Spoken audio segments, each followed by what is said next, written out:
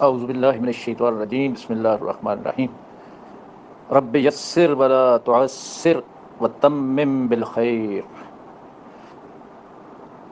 السلام علیکم بچوں۔ یہ جو انڈرسٹینڈنگ قرآن کے حوالے سے ہمارا گروپ ماشاءاللہ ایک دوسرے سے سیکھیں گے، اور انشاءاللہ العزیز جب عربی کی بنیاد ہماری اچھی ہو جائے گی تو اس کے بعد ہم قرآن پاک کی آیات اور مختلف صورتوں کو شروع کر سکتے ہیں۔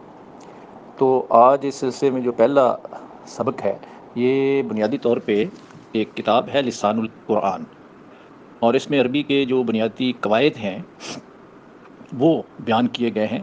ایک ڈاکٹر نہیں ہے بلکہ ویسے ہی عامر سہیل صاحب کا نام لکھا ہوا ہے۔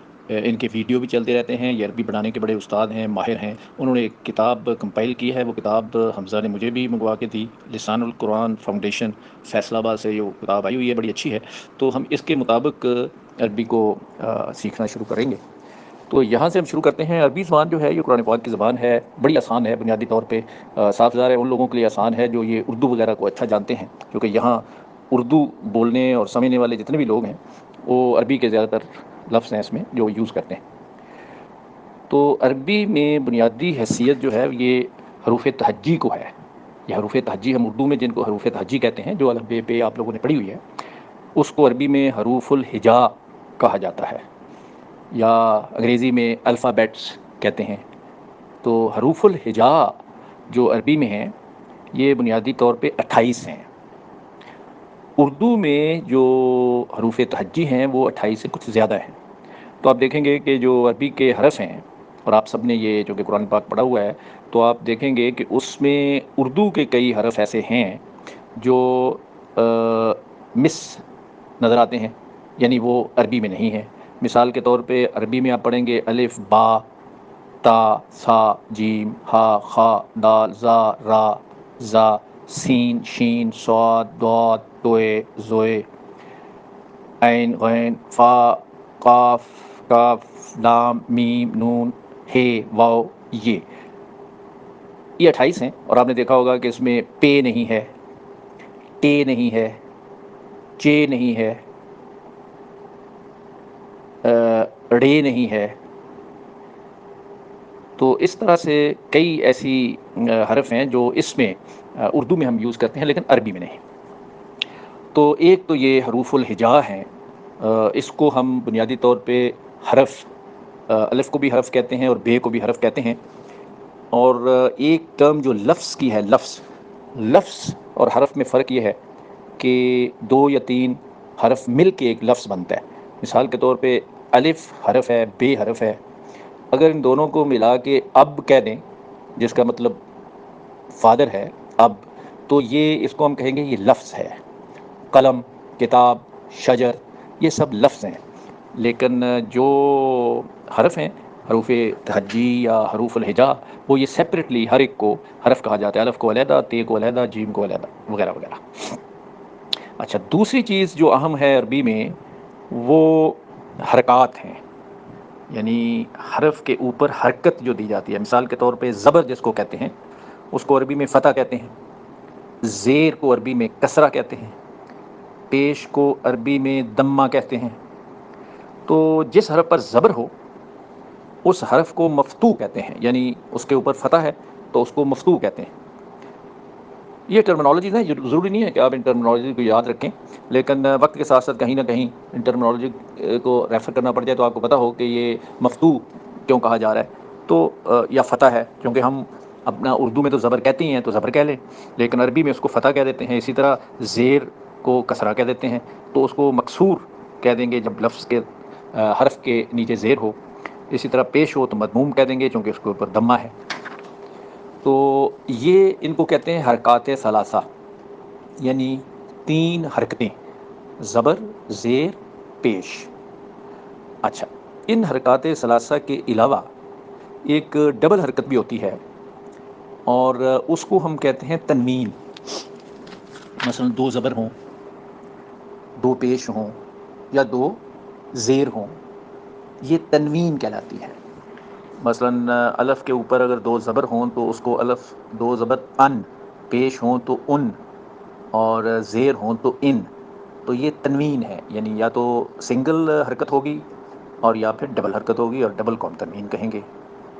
اور ان حرکات کے علاوہ، حرکات کا تو مطلب ہے موومنٹ، تو یہ جو موومنٹ دیتی ہے حرف کو، یہ حرکت کی جو نشانیاں میں نے ذکر کیا ہے، اس کے علاوہ کچھ نشان ایسے ہیں جو حرف کو سکون دیتے ہیں، یعنی ہلنے نہیں دیتے، اس کو بند کر کے روک دیتے ہیں، اور اس کو علامت سکون کہا جاتا ہے، یا سکون کی علامت۔ اور وہ جزم بھی آپ کہہ سکتے ہیں اس کو، اور جزم کا نشان اوپر ہوتا ہے، چھوٹی سی پیش، چھوٹی سی، وہ بھی نظر آئے گی آپ کو کبھی کبھی، تو وہ جزم ہے، یعنی حرکت حرف کی وہ بند کر دیتے ہیں۔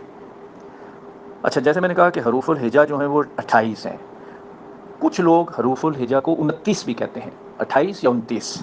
اچھا، 29 اور 28 میں فرق یہ ہے کہ ایک الف جو ہے، الف، اس کے علاوہ ایک حمزہ بھی ہوتا ہے بعض لوگوں کے نزدیک، تو بعض کے نزدیک یہ ہے کہ وہ کہتے ہیں الف ہے حمزہ نہیں ہے، تو اگر حمزہ کو بھی شامل کر لیا جائے تو 29 ہو جاتے ہیں۔ اب الف اور حمزہ کے درمیان فرق یہ ہے کہ جو کھڑا الف ہے جو شروع میں، اس کو تو الف کہتے ہیں، لیکن اگر اس کھڑے الف کے اوپر کوئی حرکت ڈال دی جائے، یعنی اس کے اوپر زبر ڈال دی جائے، یا اس کے نیچے کسر ڈال دی جائے، یا اس کے اوپر دمہ یعنی پیش ڈال دی جائے، یا جزم ڈال دی جائے، یعنی چاروں چیزوں میں سے اگر کوئی بھی چیز اس کھڑے الف کے اوپر ڈال دی جائے تو اس کو ٹیکنیکلی حمزہ کہا جاتا ہے۔ تو یہ بھی یوز میں آئے گا، تو بعض کے نزدیک اگر اس کو شامل کر لیا جائے تو پھر یہ 29 حرف ہو جاتے ہیں۔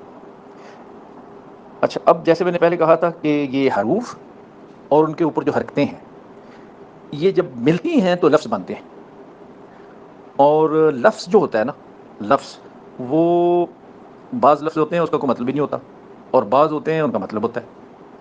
تو جن لفظوں کا مطلب ہو، یعنی مطلب اس کا سمجھ میں آ جائے، کوئی لفظ مثلا پانی وانی ہم کہتے ہیں نا، پانی کا مطلب تو ہے وانی، ایسے ہی ہے، وہ مومل چیز ہے، بے معنی ہے، تو وہ لفظ جس کا کوئی معنی ہو یا وہ بامانی ہو، اس کو عربی میں کہتے ہیں کلمہ، کلمہ۔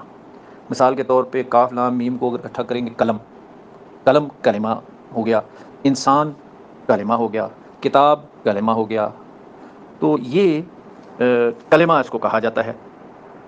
اچھا، اب جو امپورٹنٹ چیز ہے یاد کرنے کی، جس کا ہمیں بڑا فائدہ ہوگا، وہ یہ ہے کہ عربی میں یہ جو کلمہ ہے، یا جن کو بامعنی الفاظ کہتے ہیں، ان کی گروپنگ کر لی گئی ہے، یعنی یہ 3 طرح کے ہیں، 3 گروپس میں ان کو آپ ہر طرح کے کلمہ کو یا لفظ کو 3 حصوں میں تقسیم کر سکتے ہیں۔ ایک کا نام ہے اسم، یعنی کچھ لفظ ایسے ہیں جو جن کو ہم کہیں گے یہ اسم ہیں، کچھ ایسے ہیں جو فعل ہیں۔ اچھا، اسم کو انگریزی میں نون بھی کہتے ہیں، اور فعل کو ورب کہتے ہیں۔ سو کچھ اسم میں کے گروپ میں آ جائیں گے، کچھ ورب کے گروپ میں آ جائیں گے، فعل میں، اور جو باقی رہ جائیں گے وہ حرف کے گروپ میں آ جائیں گے۔ تو یہ 3 گروپ ہیں، جب یہ تینوں گروپ آپس میں ملتے ہیں تو اس سے پھر جملے بنتے ہیں، سینٹینسز بنتے ہیں، اسٹرکچر بنتا ہے۔ تو بڑی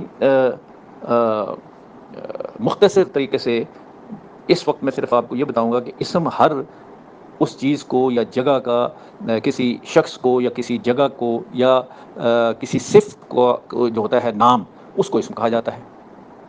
پڑھنا، لکھنا، مارنا، یہ بھی اس میں مصدر ہیں۔ تو شہروں کے نام، جگہوں کے نام، گھروں کے نام، بندوں کے نام، یہ سب اسم ہیں یا ناؤن ہے۔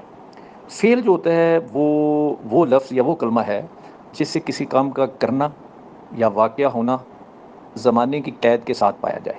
زمانے کی قید کا مطلب ہے کہ مثال کے طور پہ مارا، یہ ایک فعل ہے، یا مارے گا، یہ بھی ایک فعل ہے، یعنی کچھ کام کرنا اسے ظاہر ہو، آئندہ کرنا ظاہر ہو یا پاسٹ میں یا موجود میں، تو وہ ورب ہے، یہ فعل ہے۔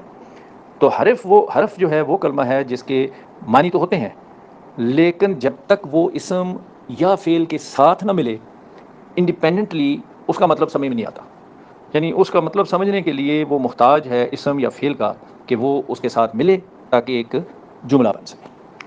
تو یہ آج کی مختصر سی باتیں ہیں بگننگ کی، پہلے لیسن کے حوالے سے۔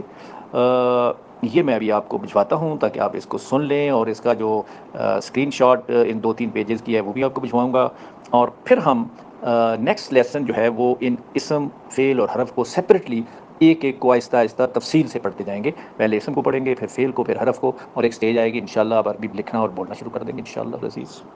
Good luck. خدا حافظ.